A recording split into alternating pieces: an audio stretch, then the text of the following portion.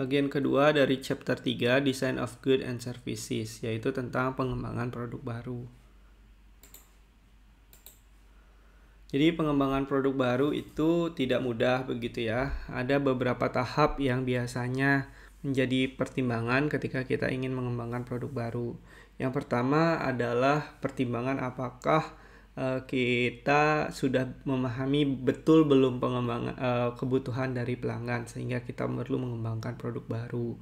Kemudian ada juga kita perlu mempertimbangkan perubahan kondisi ekonomi, dan kemudian ada juga perubahan kondisi sosial dan demografi, ada perubahan teknologi, perubahan politik dan hukum. Ini adalah faktor-faktor yang kita perlu pertimbangkan, yang juga bisa kadang-kadang menjadi peluang kita untuk mendevelop suatu produk baru. Ya, ini mungkin contoh sederhananya misalkan tahun 2020 kemarin, ketika banyak industri tekstil gitu ya, misalkan stop produksi karena ya demand-nya sangat-sangat jauh berkurang. Tapi di situ ada peluang untuk karena ada kondisi sosial begitu ya, kondisi di mana kita perlu banyak misalkan masker waktu itu. Jadi banyak yang mungkin yang menyadari dari awal, misalkan contohnya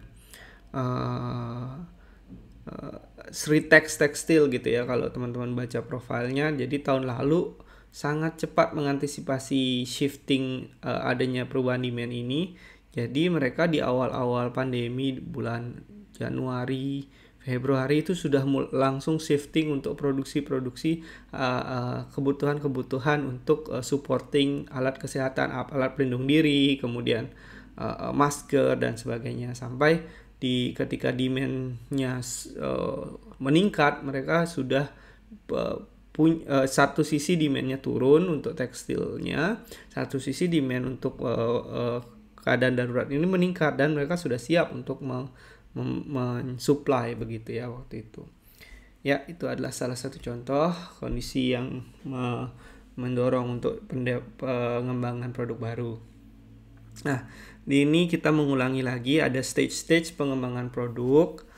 Ini lebih detailnya ya, mulai dari konsep, pengecekan visibility, customer requirement, functional specification, product specification, design review, test market, pengenalan ke pasar, kemudian evaluasi. Bisa jadi nanti ada proses perulangan di sana. Nah, di sini sebenarnya pengembangan produk ini secara yang efektif tuh harus melibatkan banyak fungsi. Tidak hanya fungsi yang mengerti teknis produknya, tapi juga fungsi yang mengerti sisi-sisi lain seperti sisi pemasaran, keuangan, manufakturnya begitu ya.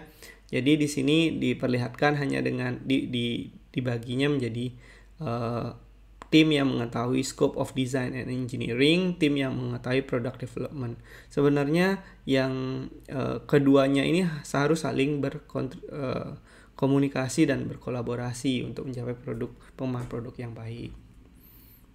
Nah, ini kita juga di sini akan membahas salah satu framework yang dapat digunakan untuk menerjemahkan keinginan customer ke dalam spesifikasi yang bisa dipahami dengan lebih detail oleh tim engineering gitu ya. Jadi ini adalah salah satu tools yang bisa juga dipakai untuk riset begitu ya, riset pengembangan produk baru. Ada namanya Quality Function Diagram atau QFD. Dalam QFD itu terdapat beberapa tools, yaitu salah satunya House of Quality. Nah, ini kita lihat House of Quality itu ada beberapa komponennya, kita akan lihat berikutnya. Tapi intinya nih kita bahas dulu Quality Function Deployment atau diagram ini bisa digunakan untuk apa? Yaitu bisa untuk mengidentifikasi apa yang diinginkan oleh pelanggan.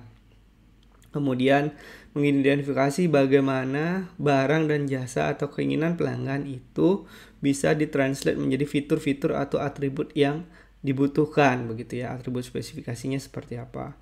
Kemudian mengevaluasi masing-masing keinginan pelanggan ini menjadi cara bagaimana memenuhinya. Kemudian mengevaluasi hubungan. Jadi selain apa yang diinginkan dan apa yang perlu di develop di produk tersebut. Relationship-nya juga bisa dicek menggunakan tools ini. Kemudian peringkat kepentingan dari atribut yang ingin diimplementasikan juga bisa dilihat. Kemudian ada juga bisa dipakai untuk mengevaluasi kompetitor. Jadi kompetitor apa produknya dari produk yang mereka tawarkan yang similar dengan produk kita yang akan kita kembangkan ini, seberapa jauh sih perbedaannya, seberapa lebih inferior sih mereka gitu, atau mereka ternyata tidak lebih inferior daripada kita.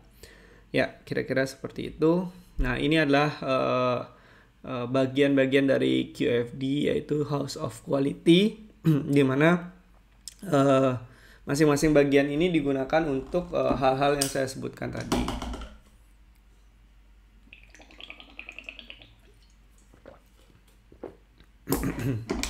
Oke. Jadi kita di House of Quality ini akan mendaftarkan banyak hal. Di antaranya adalah apa yang diinginkan customer. Kemudian kita akan memberikan rating berapa besar bobot keinginan customer itu menjadi prioritas begitu ya. Kemudian kita akan membuat korelasinya dengan apa yang digunakan untuk memenuhi keinginan tersebut dari segi fitur-fitur secara teknis. Dan di bagian tengah itu akan kita buat relationship-nya. Nah, di bagian atasnya, di atapnya ini, kita juga akan bikin interrelationship antar fitur begitu ya. Nah, itu kemudian bagian kanan itu ada competitive assessment, ini untuk mengakses seberapa jauh atau seberapa posisi kita di produk kompetitor yang memiliki produk serupa. Di bawah itu target value, ini adalah sesuai dengan apa yang kita develop begitu ya, spesifikasi targetnya seperti apa, kemudian technical evaluation. Nah, di sini kita akan ambil contoh bagaimana sebuah tim bisa mendesain kamera. Jadi kamera yang sesuai dengan keinginan pelanggan. Mungkin ini contoh agak lama, tapi saya coba ambil dari buku saja sehingga lebih mudah untuk di follow up kalau misalkan ada penjelasan saya yang kurang gitu ya.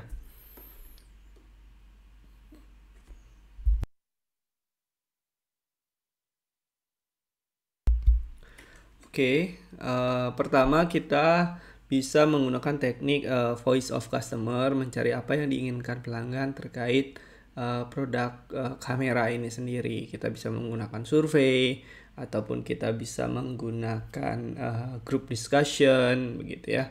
Jadi dari situ kita akan membuat hasilnya, kita akan summarize dan kita taruh di bagian kiri, yaitu list apa saja sih yang diinginkan pelanggan dari sebuah kamera begitu ya. Nah, di sini dicontohkan ada lightweight atau ringan, gampang digunakan, reliable, gampang gripnya enak gitu ya.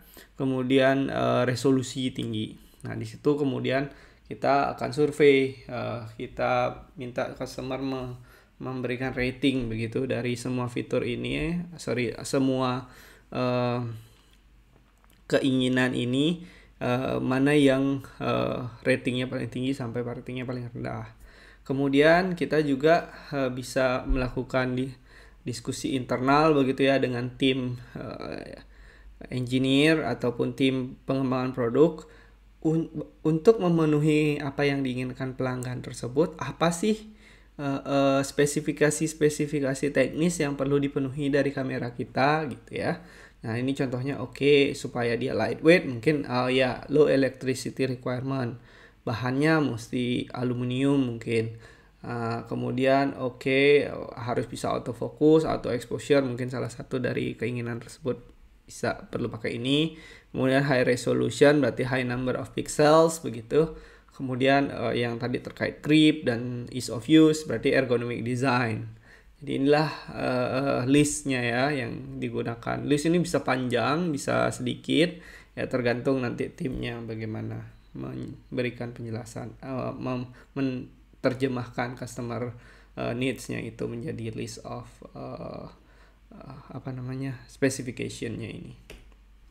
Nah, kemudian di sini di bagian roof dari list ini dibuat sebuah relationship matrix begitu ya. Jadi misalkan di low electricity component itu bisa jadi punya hubungan dengan autofocus begitu ya.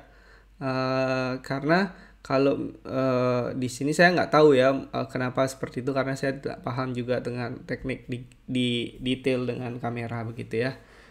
Jadi intinya di sini kita melist apa saja yang saling berhubungan dalam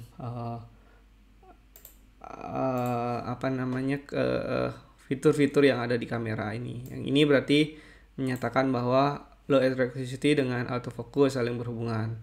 Kemudian kalau yang ini ini ada, kalau nggak salah ini ada yang strong relationship, ada yang weak relationship. Nanti bisa dicek di buku bagaimana arti-arti masing-masing simbol ini gitu ya. Oke. Kemudian berikutnya di tengah sini adalah memberikan relationship begitu ya, antara yang spesifikasi untuk mensatisfy keinginan customer dengan apa yang customer inginkan gitu ya. Jadi nanti ditaruh di masing-masing ini. Oke. Nah, masing-masing simbol ini ada artinya. Ada yang strong relationship, ada yang weak relationship, ada yang negative relationship gitu ya. Saya lupa. Jadi silahkan dicek di buku apa yang dimaksud dengan relationship ini.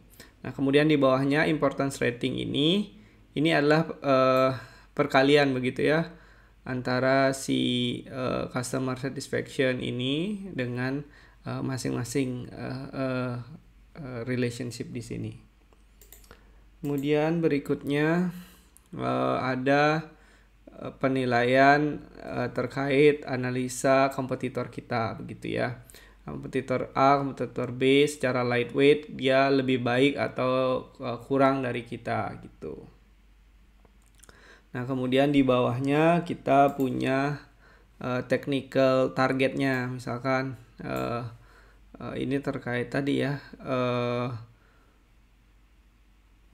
jumlah sirkuitnya, low electricity-nya berarti 0,5 ampere ya. Saya detailnya kurang tahu sih ini, cuman ini adalah detail target dari masing-masing spek tadi.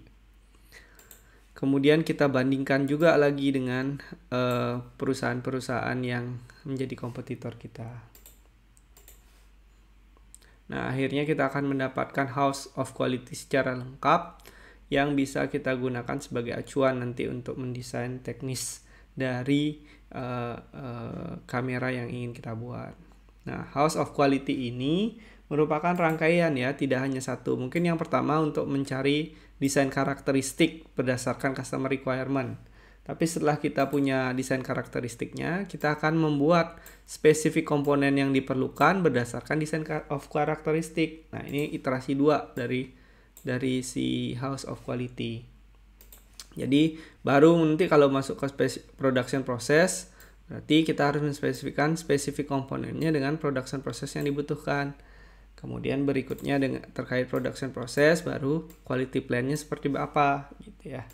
Nah, ini adalah harus menjadi suatu rangkaian begitu ya, house of quality. Jadi secara pengembangan produk itu untuk mengorganisirnya bisa secara tradisional ya. Jadi di pengembangan produk itu dilakukan oleh sebuah departemen khusus, berarti biasanya research and development atau business development begitu ya. Atau bisa juga dengan cara penunjukan pengembangan produk menjadi sebuah project. Nah, ini sering dilakukan di startup begitu ya, ataupun perusahaan teknologi di mana ada satu manajer yang ditunjuk khusus, berasal bisa jadi nanti akan membentuk tim begitu ya untuk pengembangan suatu project tertentu gitu ya. Jadi pengembangan produk dilakukan secara project.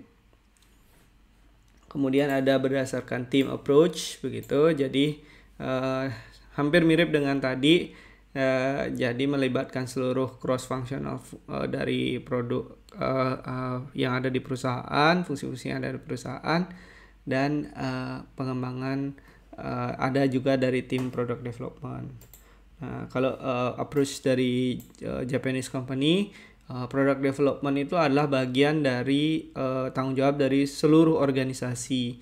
Jadi kalau misalkan dari tingkat terendah pun punya ide terkait produk yang dirasa bisa membantu untuk pengembangan perusahaan, ya mereka boleh melakukan realisasi ide tersebut. Ya tentu ada mekanismenya begitu ya, tapi di prinsipnya seluruh tim bertanggung jawab. Kemudian berikutnya product development team. Ya ada juga ya, yang ini mirip-mirip juga sih, membuat sebuah product development team. Jadi mirip-mirip R&D tersebut, yang mungkin lebih tahu soal market requirement, kemudian yang terdiri dari cross function, yang juga melibatkan vendor dan sebagainya. Nah, ada juga istilah concurrent engineering, yaitu pengembangan produk itu dilakukan secara simultan pada tahap development. Jadi produknya tidak didesain sampai selesai dulu, tapi di launch juga bisa di launch dulu ke limited market, di cross check apakah sudah sesuai atau ada input. Jadi nanti akan di develop sesuai dengan hasil analisa dari initial release tersebut. Jadi ini bisa mempercepat pengembangan produk dan juga harus difasilitasi oleh cross functional team. Oke. Nah, di sini ada ketika kita pengembangan produk baru, kita juga penting memikirkan manufacturability atau value engineering. Nah, manufacturability dan value engineering ini punya keuntungan atau benefit cukup banyak ya pada pengembangan produk. Bisa jadi dengan adanya mindset manufacturability and value engineering, produk yang kita kembangkan itu kompleksitasnya itu bisa dikurangin, atau impact terhadap kerusakan lingkungan bisa dikurangi. Kita bisa antara satu produk dengan produk yang lain bisa menggunakan komponen-komponen yang terstandarisasi, sehingga nanti ketika ada perubahan dalam produk tersebut, spare part yang lama kalau masih tersisa masih digunakan begitu. Ataupun nanti pengembangan job design dan job safety-nya mudah begitu ya, dan desainnya bisa robust.